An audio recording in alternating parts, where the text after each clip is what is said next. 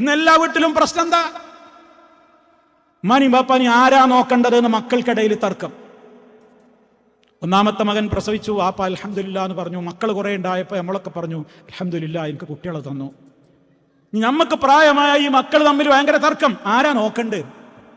ആ ബാപ്പാക്കും ഉമ്മാക്കും മക്കളുണ്ടായപ്പോഴൊക്കെ അവര് ഉറക്കമൊഴിച്ച് നമ്മളെ നോക്കി, അവിടെ യാതൊരു വിവേചനവും കാണിച്ചില്ല. എന്നാൽ അതേ മക്കളതാ വളർന്നു വരുമ്പോ ഉമ്മാനിയും ബാപ്പാനിയും ആരാ നോക്കേണ്ടത് നറുക്കെടുപ്പ. ഒരാൾ പറയുന്നത് എന്റെ മാത്രം ബാപ്പയൊന്നും അല്ലല്ലോ, എന്റെ മാത്രം ഉമ്മയൊന്നും അല്ലല്ലോ, എല്ലാവർക്കും ഇല്ലേ വാപ്പാനോടും ഉമ്മാനോടൊക്കെ കടമ. ഒരു 5-6 മാസം കൊണ്ടുപോയിട്ട് നോക്ക്, ഇത്ര കാലം ഞാൻ നോക്കിയില്ലേ? എന്താ പ്രശ്നം? ഉമ്മാനെ നോക്കണ മസലേന് കേട്ടോ. ഉമ്മാനെ നോക്കണ കാര്യത്തിലാ പ്രവാസികളെ, ഉമ്മാനെ നോക്കണ കാര്യത്തിൽ നമുക്ക് തീരുമാനമായിട്ടില്ലാന്ന്. ഉപ്പാനെ ആര് നോക്കണമെന്ന് തീരുമാനമായിട്ടില്ലാന്ന്. തർക്കിക്കാണ് നമ്മൾ മക്കള്. എന്റെ മാത്രം ബാപ്പിമ്മയൊന്നുമല്ലല്ലോ, എല്ലാവർക്കും ഇല്ലേ കടമ, അവനും നോക്കട്ടെ കുറച്ചു കാലം, എന്റെ വരിയിൽ തന്നെ എന്താ മാത്രം അങ്ങനെ നിർത്തുന്നത്? ആ തർക്കമെങ്ങാനും കേൾക്കേണ്ടി വരുന്ന ഒരു ഉപ്പ, ആ വാക്കെങ്ങാനും കേൾക്കേണ്ടി വരുന്ന ഒരു ഉമ്മ, പിന്നെ എന്തിനാ വീട്ടിൽ ജീവിക്കണം?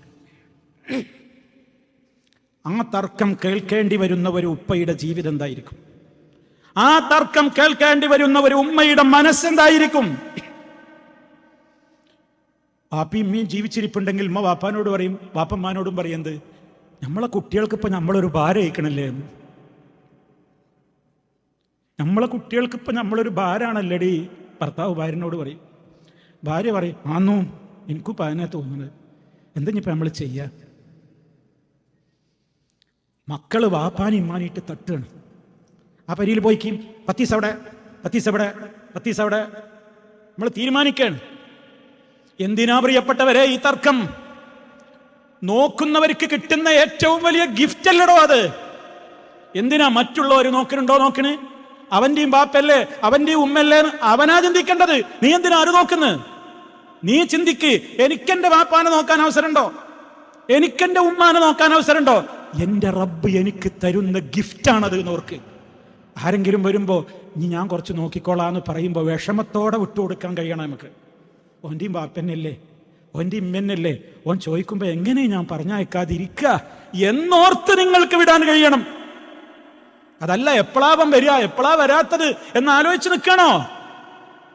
നമുക്കും വരുന്നുണ്ട് പിന്നിൽ മക്കളിട്ടോ, നമുക്കുണ്ട് വളർന്നു വരുന്നു ആ മക്കളും പെൺമക്കളും. നമുക്കും പ്രായമാവും, നമുക്കും പ്രായമാകും, നമ്മളെ മക്കളും തർക്കിക്കും. ഇതിന് വലിയൊരു പ്രശ്നം ഇതാണ്, ഇതിന്റെ ഒരു വലിയ വിഷയതാണ്. ഇത് വരമ്പത്തുനിന്ന് കൂലി കിട്ടുന്ന ഒരു പാപാണ്. മാതാപിതാക്കളെ കണ്ണീര് കുടിപ്പിച്ചവർക്ക് പരലോകത്തുള്ള ശിക്ഷ അതികഠിനമാണ്. പക്ഷെ അവിടേക്ക് എത്തുന്നതിന്റെ മുമ്പ് ദുന്യാവുന്നതിന്റെ ടെസ്റ്റ് ഡോസുകൾ കൊടുത്ത് അനുഭവിപ്പിച്ചിട്ടേ ഇവിടുന്നാണ്ട് ജീവൻ പോക്കൂ. അള്ളാഹു കാത്ത് രക്ഷിക്കട്ടെ. ഇത് ഇവിടുന്ന് തന്നെ കൊടുക്കും, ഇവിടുന്ന് തന്നെ കൊടുക്കും. ആരുടെയെങ്കിലും ഭാഗത്ത് അപാകത പറ്റിയോ? ഫാമിലി കോൺഫറൻസിലുള്ള ആളുകളെ, ഇന്ന് വരെ ഒരിക്കലെങ്കിലും നമ്മുടെ മോശമായ പെരുമാറ്റം കൊണ്ട് പൊന്നുപ്പ കരയേണ്ടി വന്നോ? പൊന്നുമ്മയുടെ കണ്ണിൽ നിന്ന് കണ്ണുനീര് വന്നിട്ടുണ്ടോ? തൗബ ചെയ്ത് ഈ സദസ്സിൽ നിന്ന് മടങ്ങണേ. ആ കണ്ണുനീര് തീയാണത്, ആളിപ്പടരും. അത് തീ കെടുത്തുന്ന കണ്ണുനീരല്ല, തീ ആളിക്കത്തിക്കുന്ന കണ്ണുനീരാണ്. ജഹന്നമാണ് ആ കണ്ണുനീർ. ജഹന്നമിലേക്ക് നമ്മളെ അത് എറിയുകയുള്ളൂ. പ്രായം വന്നു നോക്കുമ്പോ പനി മാനി നമുക്ക് വേണ്ട, അപഗണന, പരിഗണനയാ വേണ്ടത്. നിങ്ങളുടെ റിയാലൊന്നും വേണ്ട, നിങ്ങളുടെ ഡോളറുകൾ വേണ്ട. പാപ്പാ ഉമ്മ എന്ന് ഫോൺ എടുക്കുമ്പോ ഒന്ന് സംസാരിക്ക്, 1 മിനിറ്റ് ഒന്ന് ഉമ്മയോടൊന്ന് സംസാരിക്ക്. നിങ്ങളാപ്പ ഫോൺ എടുത്ത്? ഞാൻ വിചാരിച്ചു ഓളെ ഇരിക്കുന്നു. ഇത് പറയുന്ന പ്രവാസികളില്ലേ? നമ്മൾ വലിയ മോഹത്തോടെ വിളിച്ച് ഫോൺ എടുക്കുക, ഭാര്യയെന്ന് വിചാരിച്ച് വിളിച്ചതാ, വിളിച്ചെടുത്തപ്പം ഉമ്മയായി പോയി. അതിന്റെ പേരിൽ സങ്കടപ്പെടുന്ന, അതിന്റെ പേരിൽ കോപിക്കുന്ന ആളുകളില്ലേ പ്രിയമുള്ളവരെ? എന്താണ് നമ്മുടെ മനസ്സ്?